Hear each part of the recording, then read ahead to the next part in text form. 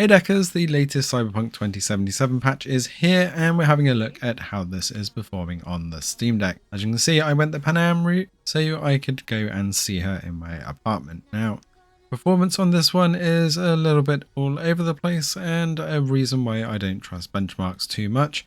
So let's have a quick look before we dive back into spending some time with Pan Am. I wasn't able to run great on the preset Steam Deck settings, so I've used a mix of the low here with FSR 2.1 on balance. As you'll see here from the in-game benchmark, it looks like you're going to be getting around 45 to 50 frames per second as an average. I'll skip through this a little bit so we can get towards the end with it giving an average FPS of 55. Now that seems all well and good until we actually get into the gameplay, and this is why I don't really use benchmarks too much. It's great for a very minimal guide for playing around with some settings, but when we actually look at the minimum of around 21 and max of 83, it's very hard to believe that it would get 83, especially in Phantom Liberty's expansion when we're in Dogtown. Performance actually seems worse in this patch than it was in previous versions, now dipping quite hard into the 20s, even with those low graphics and FSR 2.1 on balance. You can see here moving around, we're even struggling to hold 30 frames per second a lot of the time. We get some really big load spikes and jitters, although my driving is not helping matters, but when we're out of vehicles moving around, we still get around 30 to 40 frames per second, so performance isn't absolutely terrible.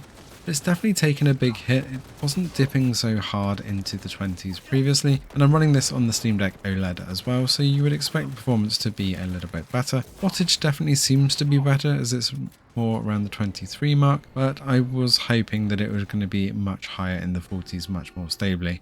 Now if we leave Dogtown and go back into standard Night City, we don't see a huge jump immediately like we did in previous versions, so there's definitely some across the board optimization here that's taking a bit more of a hit on the Steam Deck. And when I go more out of town, that's where we see things more like the 50 to 60 frames per second in an underpass out in the middle of nowhere.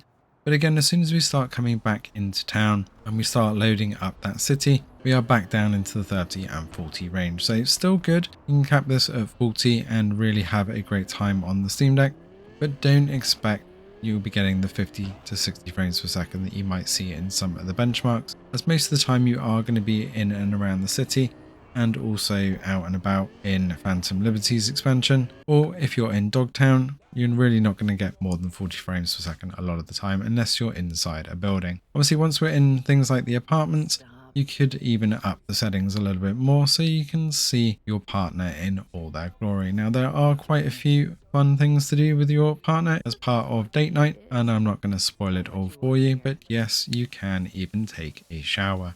Let us know in the comments below if you're going to be diving back into Cyberpunk 2077 with the latest expansion and which partner you chose to romance through the game. We'll keep an eye out for more performance patches like we have with all of the major updates for the big games going through, and we'll see if things improve in the next update. Thanks for watching, and see you in the next one.